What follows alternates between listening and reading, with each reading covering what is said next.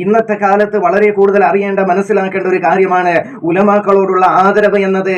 ഇന്ന് ചില ആളുകൾ മനസ്സിലാക്കിയിരിക്കുന്നത് വെള്ള വസ്ത്രം ധരിച്ച് ജുബ്ബയിട്ട് വെള്ള ജുബ്ബ തൊപ്പിയും ഇട്ട് നടക്കുന്നവരെ തല്ലാം, തെറി പറയാം, സമൂഹത്തിൽ നാണം കെടുത്താം, അതൊന്നും കുഴപ്പമില്ല, അവർ ഉസ്താദുമാരല്ലേ, അവർ പ്രതികരിച്ചു കഴിഞ്ഞാൽ അവർക്കാണ് ശിക്ഷ ലഭിക്കുന്നത്. നമ്മൾ സാധാരണക്കാരായതുകൊണ്ട് അവരോട് എന്തും പറയാം, എന്തും പ്രവർത്തിക്കാം, എന്തും ചെയ്യാം എന്നുള്ളൊരു ചിന്തയുള്ള ജാഹിലിങ്ങൾ മനസ്സിലാക്കണം.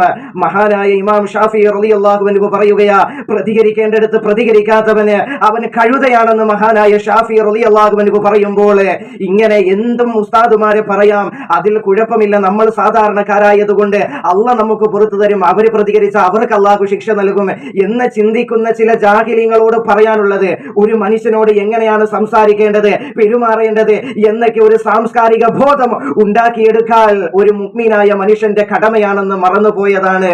അറിവ്